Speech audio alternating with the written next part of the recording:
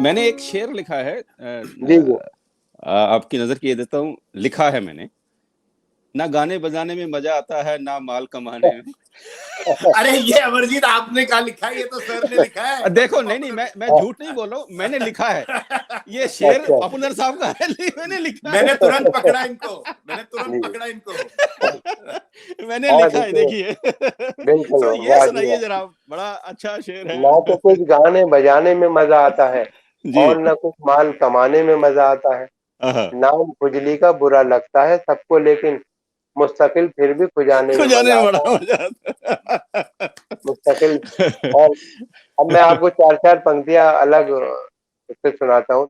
जी जी। आशिकी भी दोस्तों क्या क्लासिकल संगीत थी। हाँ। आशिकी भी दोस्तों क्या क्लासिकल संगीत थी। राग तोड़ी जाने क्या था, जाने क्या गाते रहे। राग तोड़ी जाने क्या था, जाने क्या गाते रहे। जिंदगी भर इश्क का इजहार करने के लिए वो भी हकलाते रहे और हम भी हकलाते रहे। टू वो गुड भी सर। हकलाते रहे। और मैंने जो मुक्तक वहां पढ़ा था ना, मैंने बताया था कराची में कि कब से परदेश में है, घर की नहीं ली सुध भी। एक बच्चे की खबर आज भी यार आई है उनको। एक बच्चे की खबर आज भी यार आई है उनको। परदेश में कुदरत ने बख्शी इज्जत, वो बयाबा में और घर में बाहर आई है। कमाल है साहब, कमाल है। तो मोइन भाई ये बहुत पसंद किया गया, दोनों मुक्तक मेरे वो हासिल मुशायरा रहे। और फिर तो एक बड़ा वहां पे आलमी मुशायरा हुआ है। इंडिया से बहुत से शायर गए थे और तो उसमें तो बहुत जबरदस्त रहा। तो मैं आपको कुछ तस्वीरें वगैरह भी भेजता, अगर उसमें आप वो दिखा सकते थे। हाँ। तो चलिए आइंदा कभी इस पापा तरह का साहब इंतजाम अभी कर अभी लें। अभी अभी ना जाइए छोड़ के कि हाँ, अभी भरा नहीं। भरा नहीं। तो नहीं मैं आपने जो सुनाऊंगा आपको फिर। जी जी। गालिब साहब पर जो बुक लिखी है, जो उसके बारे में थोड़ा सा हमें बताइए। जी मैंने गालिब मेरी जो किताब आई है जी उसका शीर्षक है गालिब और मैं। जी तो मैंने ज्यादातर वो असल में इंदौर में छपी है जी बुक मेरी। एनी पब्लिकेशन ने छापी है, अमेजोन पर भी मिल रही है वो। जी तो उसमें मैंने ये किया है कि गालिब के जितने भी मशहूर शेर हैं जी उनकी एक एक पंक्ति लेके उस पर तीन तीन अपनी जी जी, बहुत अच्छे, अच्छे गिरा अच्छे। लगा। जी, तो है वो ना, तो वो उर्दू में ही लिखी हुई है या हिंदी में भी उसका नहीं तर्जुमा हिंदी में किया आ है? गई है जी किताब। उसे बेटे उठाना किताब जरा, अच्छा दिखाइए सर, अच्छा, भी आपको प्लीज। दिखाता हूँ। तो क्योंकि अब हमें उर्दू नहीं पढ़ना था, पर हम उसका फिर नहीं अंदाजा ये या किताब है जी गालिब और मैं। बहुत कमाल है जी। सर, बीच में कर दिए। बहुत खूब, बहुत खूब, बहुत खूब। पॉपुलर और ये साहब काफी मकबूल है किताब। जी जी। यार अमरजीत, अमरजीत भाई सारे सवाल खुद ही पूछोगे कि मुझे भी मुझे मुझे रुका नहीं पॉपुलर जा साहब ये जरा रहा। देखना, मुझे रुका ही नहीं जा रहा, मैं क्या अमरजीत का टैक्टिक देखना जरा। सारे सवाल खुद ही पूछ रहे हो, मुझे अभी तक कहीं एंट्री नहीं मिली शो में। मुझे रुका ही नहीं जा रहा, मैं क्या करूं। आप पूछिए जरा। नहीं नहीं नहीं, बहुत अच्छा एक पूछूंगा फिर आप अच्छा ठीक है चलो। जी पॉपुलर जी। साहब, आप आपकी अपनी जो शायरी में जो आप आंटी जी का जिक्र करते हैं, अपने ससुराल का जिक्र करते हैं, कभी वहां से आपको कुछ आंखें नहीं दिखाई दी? बस अब वो तो होता ही है। असल में हम लोग जो बात कहते हैं ना, अब लेके हाँ, अपने ऊपर ही कहनी जी पड़ती है। अगर एक हास्य व्यंग का शायर जो है वो अगर समाज में इस्लाह चाहता है ना कि सुधार पैदा हो, जी, करेक्ट। तो वो अपने को अपने पे हाथ ले लो। अपने ऊपर। जी तो जी जी, ताकि लोग वो समझे। लेकिन हम समाज को आईना दिखाते हैं। बहुत अच्छे। बहुत जी अच्छे। अब देखिए चार पंक्तियां देखें हाँ, कि इरशाद। ये है सच के नेक नीयत कभी थी ना है ना होगी। ये है सच के नेक नीयत कभी थी ना है ना होगी। मेरे काम में शराफत कभी थी ना है ना ना होगी। होगी। मुझे नाज अपने फन पर के मैं जेब काटता हूँ। मुझे मांगने की आदत कभी थी ना है ना होगी। होगी, कमाल है सर। मुझे मांगने की आदत। तो हमने एक बात भी कह दी और समाज को एक आईना समाज भी को दिखाया कि बिल्कुल, तो बहुत मुझे अच्छे। मांगने की आदत। जी जी। पॉपुलर साहब आपकी एक वो है, मैं आपके इंस्टाग्राम पे देख रहा था, आपने अमरजीत भाई जी जी जी, इन्होंने बड़ा अच्छा एक वो लिखा है कि एक तो चापलूस और मेरा भाई मिनिस्टर हो गया, वो क्या मामला है? हाँ, मेरी खुददारी ने मुझको भूख ही बख्शी, मगर मेरा भाई चापलूसी से मिनिस्टर हो गया। ऐसा वो शेर था कि आजकल चापलूस लोग जो होते हैं ना वो कामयाब हो जाते हैं, कामयाब हो जाते और आदमी कितना भी काबिल है और कुछ अपना उसकी सलाहियत से काम नहीं करती। नहीं। आजकल ये सब देखा जाता है। तो हमने इशारों में एक बात कहते हैं ना, मैं शायरी में, जी जी जी। तो अब मैं वो आपको बता रहा था कि कभी इसे कभी उस पार्टी को छोड़ देता हूँ, मैं सबके वाद से अपनी खुशी को छोड़ देता हूँ, जहाँ के लोग मेरी असलियत को जान जाते हैं, कसम भगवान की मैं उस गली को छोड़ देता हूँ। और आप देखिए कि किसी जलसे में एक लीडर ने ये ऐलान फरमाया, हमारे मंत्री आने को हैं, बेदार हो जाओ। आपने अक्सर देखा होगा जलसे होते हैं ना, तो उसमें माइक गाने चलते रहते हैं फिल्मी, और थोड़ी थोड़ी देर बाद ऐलान होता है कि आप लोग बैठ जाएं, मंत्री जी आने वाले, बस बस है ना, फिर गाना शुरू हो जाता है। तो उस पर मैंने ये वहां से 4 पंक्तियां बनाई कि किसी जलसे में एक लीडर ने ये ऐलान फरमाया, हमारे मंत्री आने को हैं, बेदार हो जाओ। यकायक लाउड स्पीकर से गूंजा फिल्म का नगमा, वतन की आबरू खतरे में, होशियार हो जाओ। वतन की आबरू खतरे में, होशियार हो जाओ। और बस ऐसे ही सभी सिलसिले चलते रहते हैं। अच्छा ये बताएं साहब, ये बताएं जब आपने शुरू करा ये शेरो शायरी का काम, उस टाइम पे पैसे तो बहुत कम मिलते होंगे उस जमाने में, 70s 80s में तो जी, बहुत मैं कम। बिल्कुल उस वक्त तो बहुत, आप ये देखिए कि बहुत से मुशायरे या कवि सम्मेलन 20 रुपए में ही पड़े।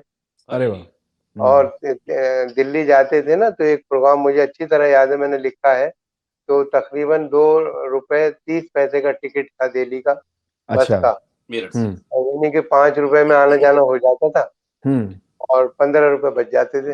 बताएं। तो ऐसा था। अब ये अभी की बात है, ये 80 की तो उस वक्त, लेकिन अब तो टिकट भी 100 के आसपास पहुंच रहे हैं। जी जी जी बिल्कुल। तो इस सफर में अपना जो आपका ये जो पूरा इतना लंबा करियर रहा है सर, तो कुछ ऐसे भी लोग होंगे जो मित्रता के नाम पे ठग भी निकले होंगे? हाँ साहब, देखिए वो उसमें हर तरह के लोग होते हैं। तो बहरहाल ये सफर तो बड़ा तवील सफर है हमारा, पूरी दुनिया में मैंने मुशायरे पढ़े, और आप ये देखिए कि बहुत से ऐसे लोग आए, हमारे साथ रहे, और जिन पे हमें भरोसा हुआ कि ये हमारे आगे तक जाएंगे, हमारी मदद करेंगे, लेकिन उसमें धोखा मिला। और बहरहाल फिर भी हम चलते रहे, और ये सिलसिला जारी व सारी है अब तक। तो ये तो खैर निविन भाई, जिंदगी में होता ही है सबके साथ, कुछ ना कुछ ऊंच नीच और इस तरह की परेशानियां आती हैं। एक बात ताज़ा करना चाहूंगा अपनी, कि मैं एक दिन I used to work with faculty of music and fine arts, जो दिल्ली यूनिवर्सिटी के म्यूजिक फैकल्टी में मैं कुछ साल काम किया। तो मेरे एक बहुत अच्छे तबला नवाज, और अब इस दुनिया में नहीं है, जनाब सुभाष निर्वाण साहब। तो उन्होंने एक बात बताई, हम बैठे हुए थे, तो वो बात बता रहे थे कैंटीन में कि वो मैं आपसे पूछूंगा कि कभी आपके साथ ऐसा हो गया। तो वो बता रहे थे कि भाई किसी का फोन आया मुझे, उनकी शादी के लिए कोई बात चल रही थी। तो उन्होंने कहा कि जनाब सुभाष जी, आप क्या करते हैं? उन्होंने कहा कि भाई मैं तबला बजाता हूँ, और आज मैंने काफी अच्छे जो उस्तादों के साथ, पंडितों के साथ तबला बजाया। बोले नहीं वो ठीक है, आप काम क्या करते हैं? बोले नहीं मैं तबला बजाता हूँ, मैं यहाँ पर नौकरी करता हूँ, मैं ये करता हूँ, और मैंने बहुत कई बाकी देशों का भी दौरा किया। बोले नहीं वो सब ठीक है, आप काम क्या करते हैं? कभी आपके साथ ऐसी नौबत आई? नहीं, बहुत आई। देखिए उस जमाने में आपने एक जिक्र किया ना, मैंने कहा 20-25 रुपए, तो शायरों को या कवियों को ऐसे लिया जाता था कि इन्हें कुछ बेकार लोग हैं ये, और किसी भी तरह से। तो उस वक्त हालात ये थे कि भाई ये करते क्या है, कहने लगे शायर है। तो वो बार बार यही सवाल होता था, और यही वजह भी शादी लेट होने की हुई। तो हम शायर बने रहे, और फिर आगे फिर हालात ऐसे बने। और हमारे यहाँ ये पैसे का जो रिवाज शुरू हुआ था, ये शुरू हुआ था, एक बुजुर्ग शायर थे, आपके मुरादाबाद से थे, तो कमर मुरादाबादी और इस तरह के शायर जब मंजर आम पर आए, तो उन्होंने तो पेमेंट का ही चलन कि भाई आप पैसे भी दें बिला वजह। तो उस वक्त तो बेचारे इतने शरीफ होते थे, लोग बुला लेते थे, और मुशायरा या कवि सम्मेलन पड़ा, और फिर घर चले आ रहे हैं, कुछ भी नहीं उनके हाथ लग रहा है। तो लेकिन अब तो लोग सौदाबाजी करते हैं कि भाई क्या देंगे आप, और वो सब देते हैं, अपने सब मिल जाता है, कमर्शियल हो गया मामला, कमर्शियल हो गया मामला, अब तो सब कुछ है। तो नवीन जी, अब वो उस तरह की दिक्कत नहीं है, अब तो बहुत कुछ मिलता है। नवीन जी तो कुछ पूछिए, फिर आप मुझे कहेंगे कि मैं नहीं गुरु आप ही पूछो, गुरु आप ही पूछो यार, आप ही पूछो, ये इन्होंने पूरा राशन उठाया हुआ है सारे सवाल पूछने का। पावलर साहब, जगह जगह मुख्तलिफ मुशायरों में जाना, कई देशों में आना जाना आपका हुआ, कोई ऐसा वाकया जो कि अभी तक सुनाया नहीं है आपने, जो आपके अभी दिल में है, ज़हन में है, पर वो कहीं बताया नहीं गया, जो हमारे सुनने वालों को आप एक, जैसे कहते हैं कि एक स्कूप दे रहे हैं जी। देखिए, मैं बिल्कुल आप सही कह रहे हैं।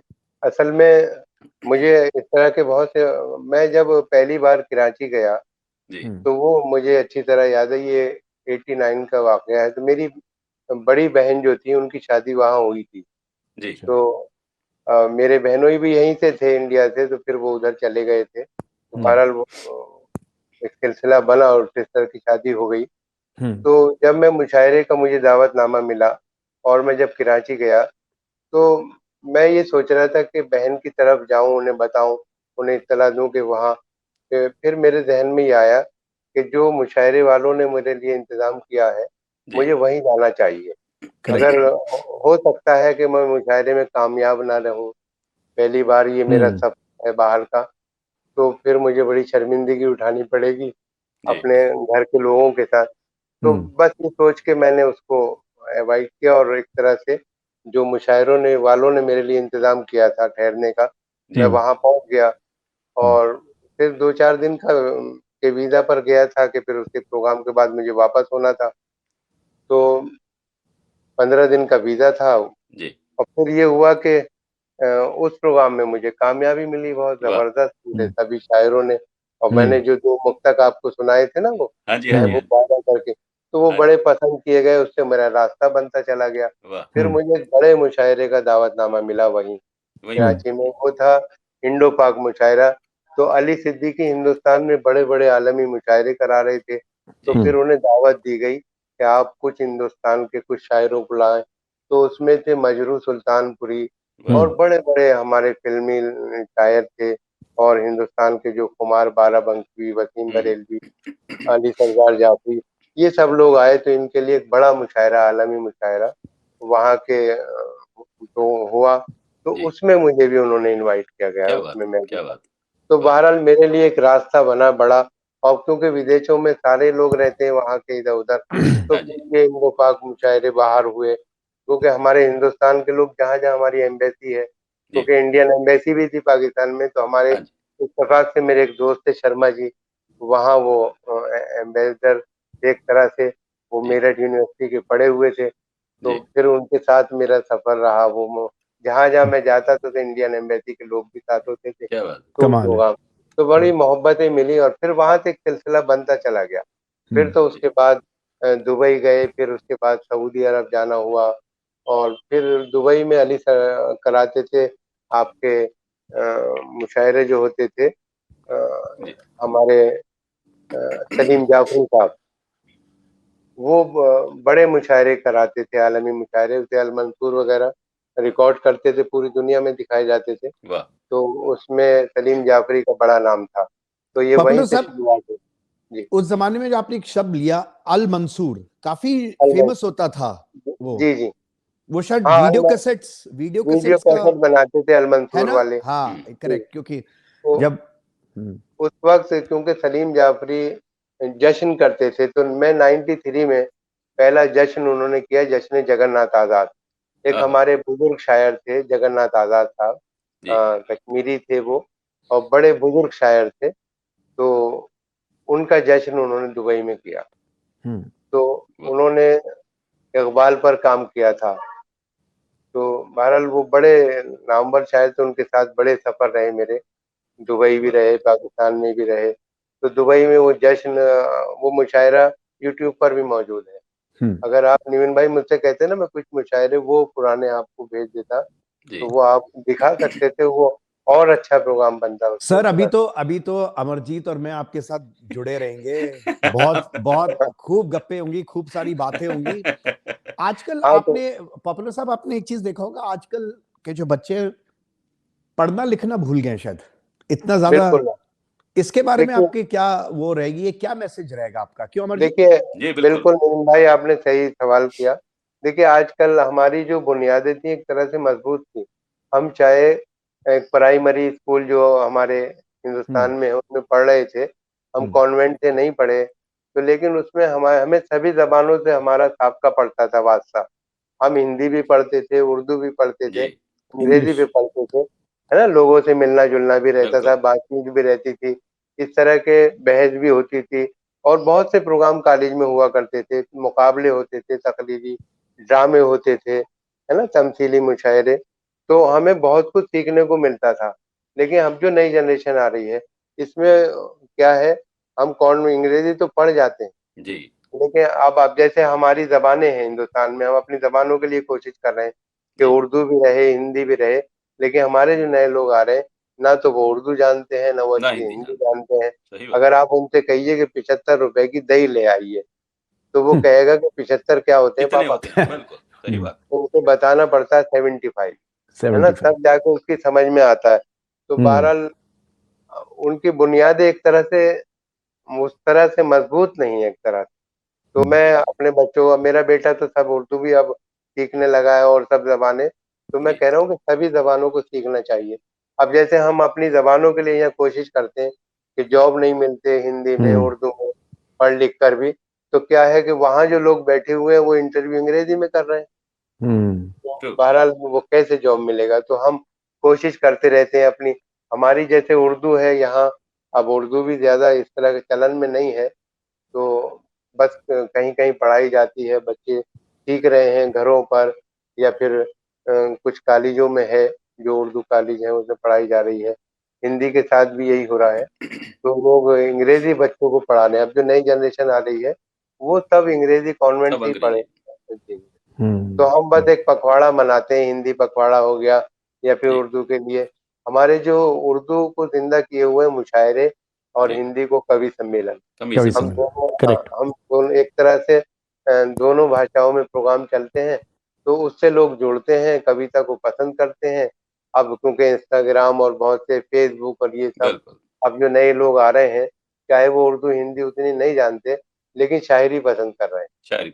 हाँ, तो चाहे किसी भी, चाहे वो रोमन में लिख रहे हैं, किसी भी भाषा में लिख रहे हैं, लेकिन वो अपना एक सिलसिला बनाए हुए हैं और मुशायरों को बड़ी दिलचस्पी से सुनते हैं। अब पूरी दुनिया में, क्योंकि जब से ये मुशायरे और कवि सम्मेलन होने लगे, और अमेरिका में हम जाते हैं तो तकरीबन 2-2 महीने हम वहाँ मुशायरे पढ़ते हैं। तो वीकेंड पे मुशायरे होते हैं, सैटरडे संडे जैसे आपके कनाडा में। तो बस सब लोग जुड़ते हैं और फिर एक सिलसिला बनता है। तो हम 10-10 शहरों में मुशायरे पढ़ते हैं। आज न्यूयॉर्क में हैं, कल डैलस में पढ़ रहे हैं, परसों वाशिंगटन जाना है, फिर लॉस एंजलिस जाना है, फिर शिकागो में जाना है। तो बहरहाल बस सफर करते रहते हैं, और बस 4-5 दिन का स्टे रहता है किसी भी शहर में। तो वो लोग हमें फिर घुमाते हैं, वो शहर अपना दिखाते हैं कि आइए आपको, और फिर उन लोगों से मिलना होता है। और लेकिन उन्हें हम सिर्फ सैटरडे और संडे में ही देख पाते हैं। तो वो सुबह, अब हम जब सो के उठते हैं पता लगा कि सुबह ही 6 बजे वो लोग निकल गए, और कोई इतनी ड्राइव है, इतने घंटे की ड्राइव है किसी का ही, तो फिर रात को हमारे हाथ लगते हैं और बड़े थके हुए होते हैं बहरहाल फिर वो। लेकिन सही सैटरडे और संडे जो वीकेंड जो होता है ना, उस पर ये